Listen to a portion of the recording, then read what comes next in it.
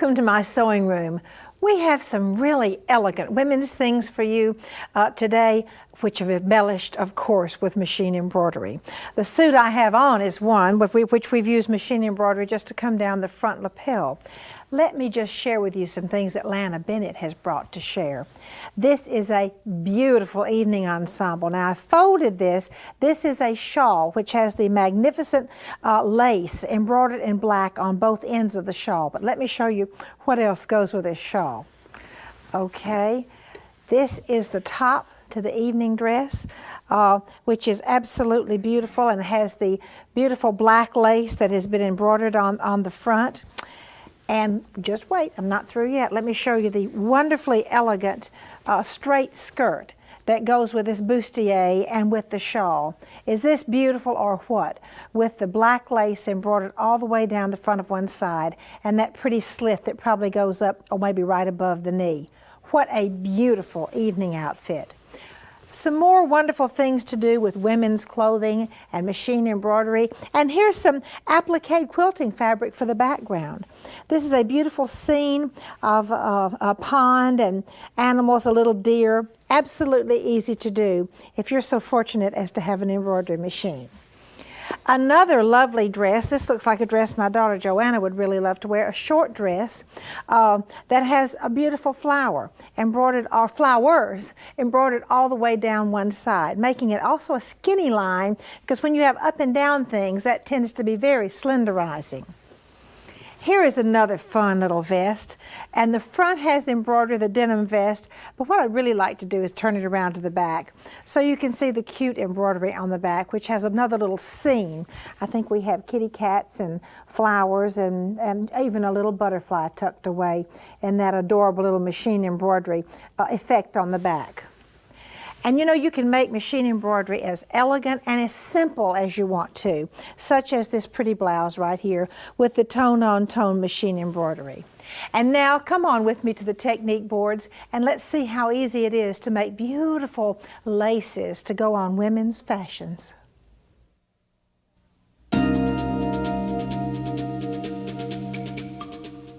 You know, making lace embellishment on women's clothes is so elegant and so beautiful. This is a wonderful suit. This is one of the suits for our series. As you can see, it has the beautiful dolman sleeve. But look at this beautiful, beautiful embellishment out here done tone on tone, which is very, very elegant. Another wonderful lace embellishment down the front placket, and then more lace embellishment made on the sewing machine, of course, that goes all the way around the jacket. The skirt is absolutely elegant also. It has the lace embellishment all the way around the skirt. Just beautiful. I call this Swiss embroidery because it looks like the Swiss embroidery that was made 100 years ago. It's so beautiful. But it was just made a few weeks ago on a sewing machine. Now let's see how we make the lace strips. First of all, to create an overlay, in other words, the piece that you make that you're going to put down, you're going to have a wash-away stabilizer on the top, your organza in the middle, and another wash-away stabilizer on the bottom. Put it in the hoop. Next, you embroider, and then, you know, you have those two wash-away stabilizers, so you're going to have to wash them away and just press your embroidery, which is now just on the organza. Then to make an insertion, you're going to have to trim it down to the right width for the insertion. On my garment fabric, I need to put an iron-on tearaway stabilizer, fuse that to my garment fabric. Then I'm going to put my newly created piece, the organza piece, on top, and then I'm going to do a heavy satin stitch to attach my beautiful piece of organza to the garment. And of course you can just sew right on the garment also, as we did on the skirt. I'm so pleased to have as my guest today Lana Bennett, my business friend and my colleague. Lana is manager of training and education of Singer Sewing Machine Company. Lana, it's so good to have you back on the show. It's wonderful to be back, Martha. And show us this wonderful trick. Okay, this is a lot of fun. Creating the lace on the organza, it's almost like sewing on air. So that's why you need the wash-away stabilizers on the top and the bottom. You sandwich that in. So I put that in the hoop. You can see I've got all my layers here. You put it in the hoop, and then you do your embroidery. And this is actually 2 pieces I've joined together on the embroidery. Tell me a little bit about how you match those up perfectly. Well, with the zoom feature in the sewing machine, you can really zoom in and match stitch to stitch. So and it's just make perfect. Yards of it. Yes, yards and yards and yards, and it all matches up perfectly. Very easy to do. After you do that, you will remove it from the hoop, and then you will wash it away, as you mentioned, and then you just have your organza again, and you gently press that, and you get all the little pieces of the stabilizer out. Then to add a little more stability, you want to put the iron-on stabilizer on the back of the fabric itself. That gives it more stability when you're going to stitch it. Now I've cut it down to make the insertion piece or the overlay piece, and we're ready to stitch. Okay. So at the machine, I've set it up for a satin stitch, and I'm going to just go from the overlay organza right onto the fabric. So we'll just start to sew, and it's just a gentle back and forth, and it's a very close together satin stitch.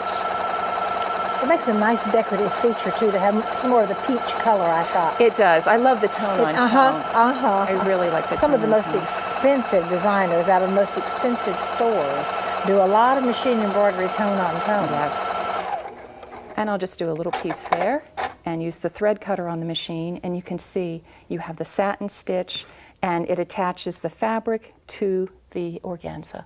That is so fascinating, and I'm especially fascinated about the fact that you, with your zoom feature, can line this lace up perfectly. You can, and it really creates a beautiful overlay, and it just adds such a nice decorative touch to a garment. It's truly beautiful, Lana, and we're so excited about doing some things with women's clothes. Yes. Now, Lana has another special technique to share with you.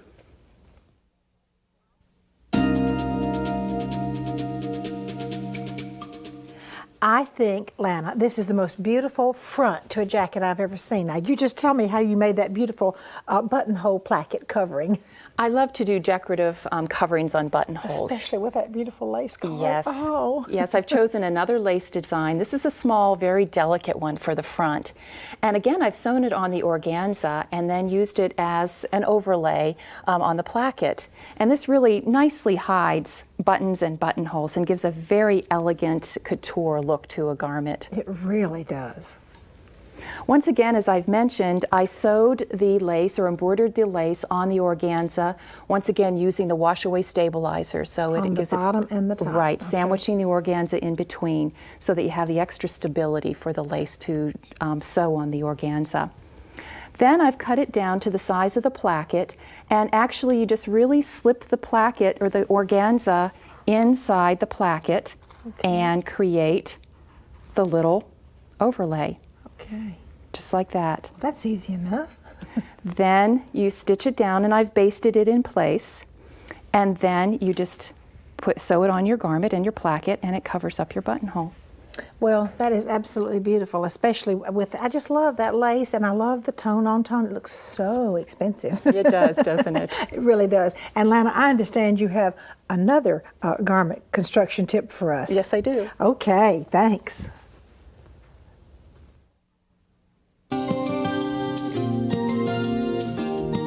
Lana, I know you're going to show us how to do a corded buttonhole, and I would like to first say, why would you put in a corded buttonhole?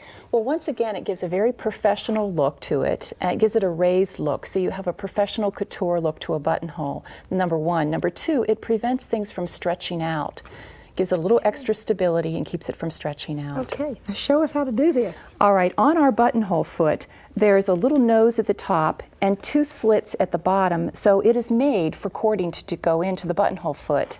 And I'll flip it over here so you can see the back. It connects at the top, comes down, and goes into the 2 slits at the bottom. So then you put it on your machine. And what I'm using, actually, before I go to the machine, is a top stitching thread. And it's a little bit heavier than regular thread, so it is almost like a cording. Okay. I have the machine set up to do a buttonhole, and you can see the cording is here. And what's going to happen is that the stitching will go right down over the side and back and forth, covering that cording. So it's encasing, the satin stitch of the buttonhole is encasing the cording. Go a little faster there. Goes over and over and over, doesn't it? Yes, and it gives it a very nice raised look, and it'll really give it a lot of extra stability. Now, one point you need to remember is to slide it out to the back first, so that you're taking the cording off of that little piece on the back. And you can see your cording is encased there.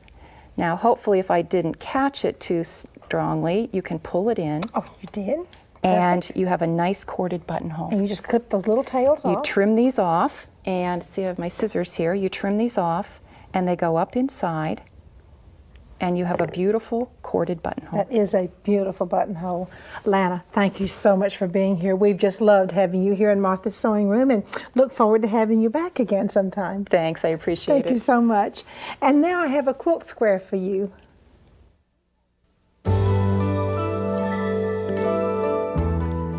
We have some more beautiful machine-made lace to share with you. This time, the center square on this beautiful blue Danube quilt. Looking really carefully, it looks as if we have shaped lace all the way around in a circle and made these little half circles of lace, and then machine embroidery, and then looks like lace on the outside. Well, guess what? We made this lace with a sewing machine, and it's a really interesting technique. Come on over to the sewing machine with me and I'll show you just how it's done.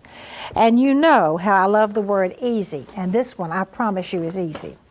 First of all, we need to put some water-soluble stabilizer behind some English netting, and that is what this is. Now let me show you how you press them together. First of all, give it just a tiny little shot on the top on the netting side. Put your water-soluble stabilizer underneath, a little bit of spray starch. Then I'm using an applique press cloth here. Then I come in after just a little bit, a tiny bit of spray starch or a little bit of water. I come in and press it so it will stick together. And remember, I use that applique pressing cloth here so my water-soluble stabilizer won't glue to it. Okay, the next step is I trace off on my quilt square the design. Then I put my netting square with the water-soluble stabilizer lightly pressed to it on top. You see, I can see right through there. But the next step, I've got to sew it together. This is the whole quilt square, so I'm going to use a wing needle entre deux or just any decorative stitch you'd like to use around the outside edge, the inside edge, and the edges of these little almost half circles. Now that stitches the netting and the stabilizer to the quilt square. What do I do next? I have to trim the fabric from behind these pieces that are going to a little bit later look just like netting. So I'm going to go in and trim the fabric from behind the netting pieces. As you can see here, I just take my scissors and trim, so all of this will be peekaboo. After I trim the fabric from behind, it is now time to stitch my decorative stitching, as you can see I have done here. Now, I have a piece over here ready to stitch for you. As you can see, I have trimmed all the fabric from behind where I'm going to stitch the netting. Then I set any decorative stitch, and I just use the foot as a guideline. Actually, this foot is almost exactly the width of what I've chosen here, so it's really easy. The edges of the feet just go around. I have a beautiful peach decorative stitch that I'm sewing right on top of the netting and the stabilizer. The only thing I have cut away has been the fabric from behind. And as you can see, I am really creating lace. It's going to be very, very beautiful. This time I'm having peach lace. All of the other stitching has been done and the fabric has been cut away. And as you can see there, I have a beautiful little peach flower that's going to be lace for my quilt square. Okay, I'll stop sewing and let's go back over here. After I have stitched all of my decorative lace, and remember, every bit of this stitching was done on the sewing machine. There is no lace here. These are just stitches. After I've stitched it down to the quilt square, the fabric, then I'm going to trim very carefully the other pieces of netting away. And I'll trim the netting from the outside, just leaving the quilt. I'll trim the netting from in here. I'll trim the netting from in here. As you see, I just went ahead and cut that away. Now, you don't trim the fabric because that's your quilt square. But you can trim the netting pieces. Here we go. already cut, almost cut completely, and then it just looks like I have shaped lace all around this beautiful quilt square. And then I'm going to put a little machine embroidery in the middle. See how easy that is? And next we have some silk ribbon by hand stitches for you.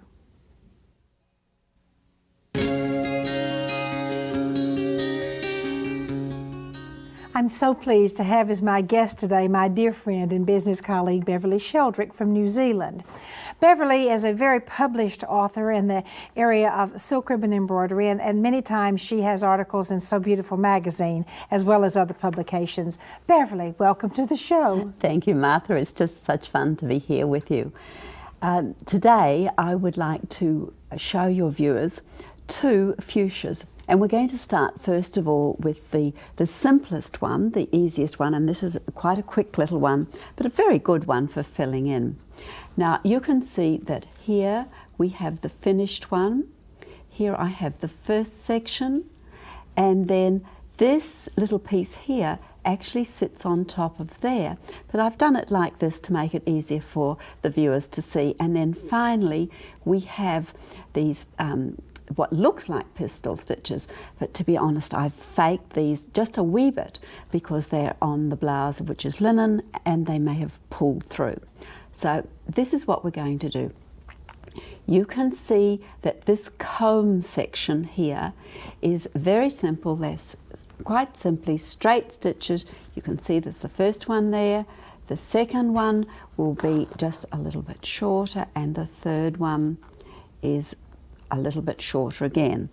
And then I will move over and do these ones here. Now again, you can see I've put this little comb in here, and then I have this section here which is going to sit right on top of there, and this one will be just a little bit shorter. It's just straight stitches, and then I'm going to come back to the middle here and put in these little wings out like that. Now if the ribbon twists, don't worry, because it really doesn't matter. And then I'm going to have these fake pistol stitches, which is very good because we need to have them a little bit more stable because I've made the blouse in linen. And that's just 4 wraps of the French knot, like so, and there. It just gives it a slightly more stable base. Now, Martha, I would like to show your viewers this second one, which is a very pretty one. It's a bit of a donkey, really, because it is a little slow. But I think you'll agree that it's worth the effort. So you can see the first section is here, and you will see how I've got this piece of ribbon here. I've put a little running stitch just along the edge there. Then step 2, I've gathered that up, I've secured it at the back, and then I'm going to turn that over like that and do exactly the same thing, and you can see that's what I've got, this little gathering. Now from there you will see that I have, here's the gathered section, I've now brought the ribbon underneath here, and just as we did before, I'm going to do a little comb. And you can see from the numbering that it's just a little bit different. I'm starting with 1 here, 1, 2, 3, back to this section, leaving a hole, 4, 5, 6, and then the last one is this one that goes down the center. Then you can either put in these pistol stitches, just faking them like we did before, or you can put the cap on the top. It doesn't matter which way you go, but you can see here I've got this top section. Now here you will see that I've already done that first section. We're just going to pull that up. You can see how I've got that already gathered.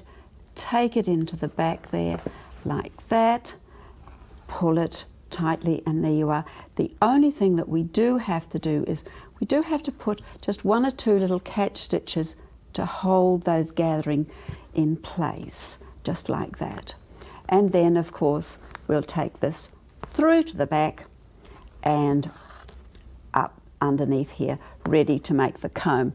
And again you can see here I've drawn that comb in full with some, and put the numbering and that the straight stitches, and they are just straight stitches. Again, the fake. So the only other thing that I really do need to talk to you about is this little cap that goes on top. Now you can see that it's just a little bit different from the other one. We have to start off with those 2 straight stitches, but then instead of just putting the wings up like we did last time, this time we're going to take them and we're just going to put a little curl in that, like that, and then we will make this a split stitch so that when we go through it's like that. Now the only other thing that I need to talk to you about is the leaves are simply just a split stitch and then a straight stitch using floss to make the stalk. If it's a long stalk, as you can see some of them are on the blouse, then I will come back and put just a little catch stitch over there to hold them, because it is clothing and we don't want it to get caught. Beverly, that is fascinating, and this blouse is so beautiful with the silk ribbon stitching on the shoulder and again on this very tailored sleeve. Once again, thank you so much for being here to teach us how to do those beautiful fuchsias. Thank you. And next I have a craft for you.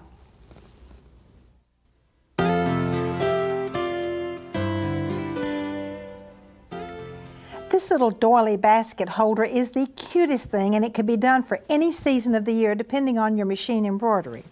As you can see, I have little machine embroidered butterflies. This would be for spring, or if I wanted to use it for a wet, for a favor for a wedding party or a shower. You could also use it to put a vase of flowers in and make wonderful centerpieces very inexpensively. But there are 4 little machine embroidered butterflies around, and then here is a ribbon, and I'm just going to show you how easy it is to make. You're going to need 2 doilies, which look like this, and I'm going to have a 4-inch circle to go in the middle and to trace off the circle pattern for the bottom. Then for the top, I actually trace that on the top. Then you have your circle pattern. Then I'm going to have to mark the places to put buttonholes, because I'm going to have to weave my ribbons through the buttonholes after I stitch the buttonholes. And then I'm going to, hang on just a minute, let me get my original circle back here. This will be the one that I do my machine embroidered designs on. Then I will put my top piece with all the buttonholes in it right on top and straight stitch around the circle. After I straight stitch around the circle, I will then weave all my ribbon, pull it up and tie it, and what a cute little easy doily basket, or else it'd be really pretty, I think, to put a vase of flowers in too. Now won't you come along with me to my attic?